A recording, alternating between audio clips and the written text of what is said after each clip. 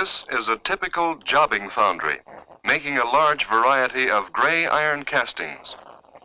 For this work, as well as for the so-called white iron, the most generally used melting unit is the cupola. Cupolas melt cast iron quickly and economically. They may also be used to melt bronze and some other metals.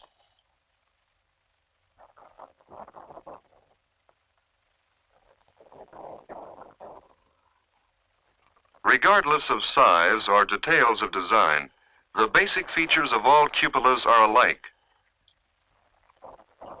A cupola consists of a steel plate stack lined with heat-resistant materials to withstand the high temperatures of the melting process.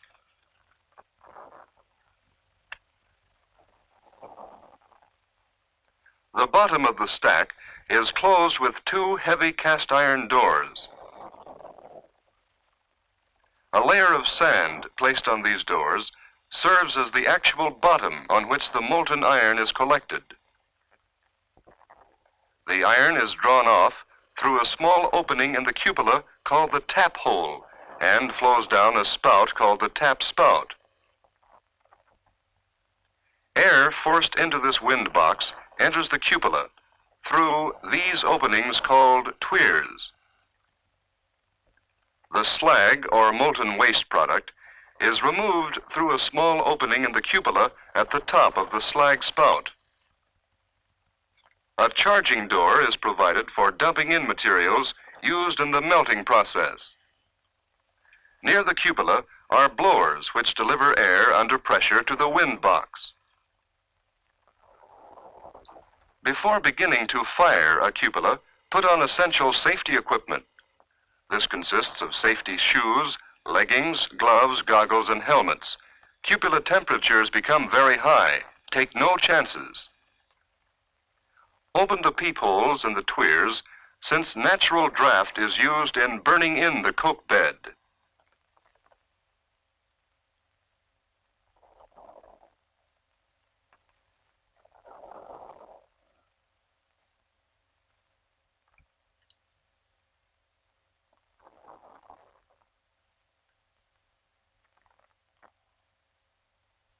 Now, secure the amount of kindling needed to ignite the coke.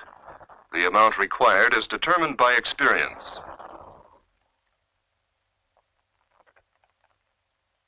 Lightweight, dry kindling should be used. While these men are putting in the kindling, others are securing the coke for the main coke bed. In this foundry, the coke, as well as other materials, are handled mechanically, but in many smaller foundries, charges are made up and dumped into the cupola manually. Use coke uniform in size. A good rule to follow is that its size should not exceed 1/12 the diameter of the cupola.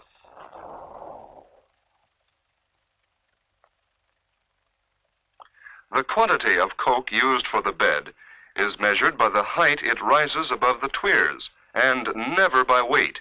Experience determines this height. At this foundry, the coke bed will reach a height of 45 inches above the tweers. However, only half the bed is put in before lighting the fire. This helps to ensure quick and uniform combustion.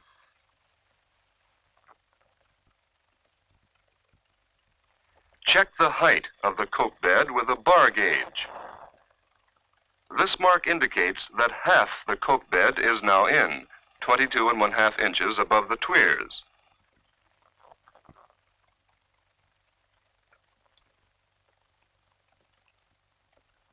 Now the coke bed may be kindled.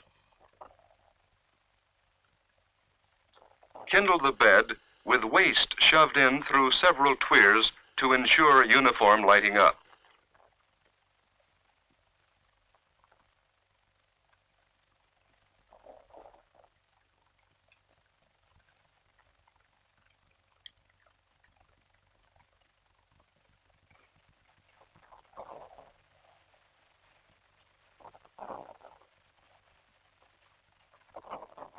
While the coke bed is burning through, build a fire in the tap spout to dry out and heat up its lining.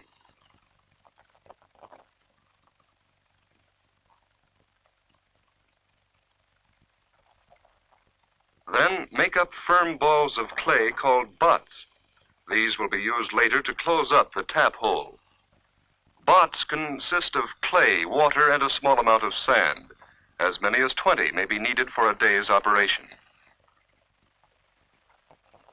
About an hour after lighting up, go to the charging door and look down at the coke bed.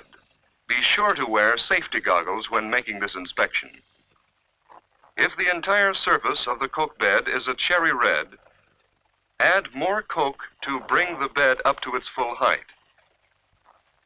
In this case, 45 inches above the tweers.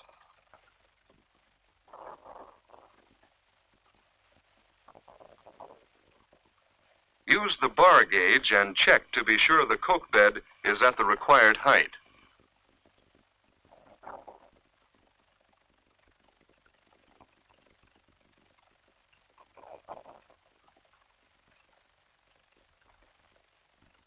After another waiting period learned by experience, look at the coke bed again. If it is a cherry red, the cupola is ready to receive the charges of metal, limestone, and additional coke.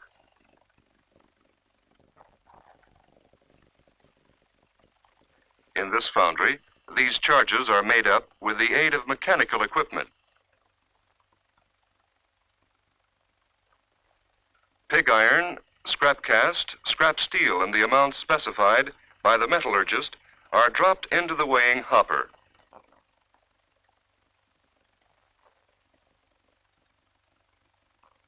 Exact weights specified must be used in order to produce the quantity and quality of the metal desired. After the metal charges have been dumped into the charging bucket, limestone and coke are added.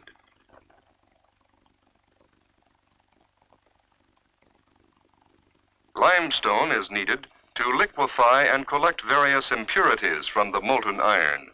In this case, the specified amount of limestone is 50 pounds per charging bucket. Additional coke is needed to maintain the original height of the coke bed throughout the melting process. In this instance, 350 pounds per charging bucket. A sufficient number of these charges is used to fill the cupola to the level of the charging door.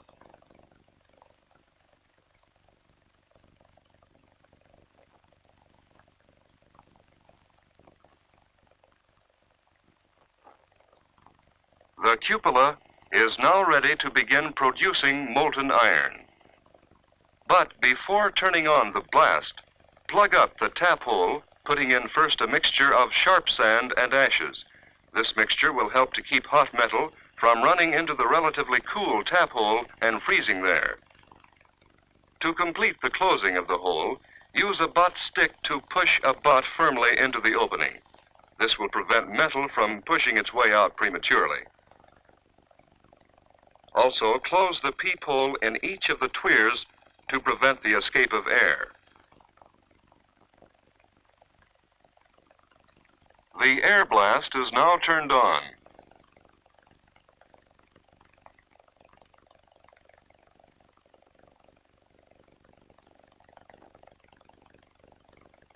The amount of air delivered to the wind box is controlled by an air weight control device, which maintains the flow as set, in this case 6,400 cubic feet per minute. Near the air weight control is a gauge which measures in ounces the air pressure in the wind box. This gauge serves as an index of conditions prevailing within the cupola.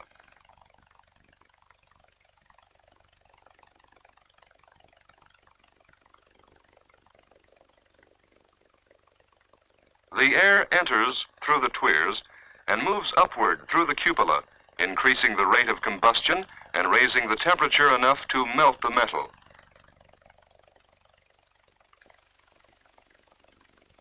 The metal, becoming molten, seeps down through the coke bed and builds up a pool on the sand bottom. Ashes and disintegrated limestone sift down also through the coke bed and begin to build up a slag blanket on top of the metal. This blanket protects the molten metal from the cold blast entering just above it, and also removes many non-metallic impurities attached to the molten metal. When slag reaches the level of the slag hole, it begins to drain off through the slag spout. Before the molten metal has risen to the height of the slag hole, a ladle is placed under the tap spout and the tap hole opened.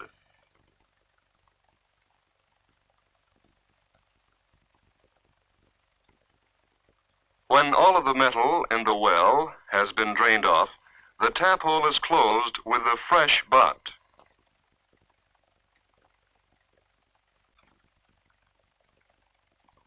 This cycle of operations may be repeated indefinitely as long as new charges are put in through the charging door and as long as no serious trouble develops inside the cupola.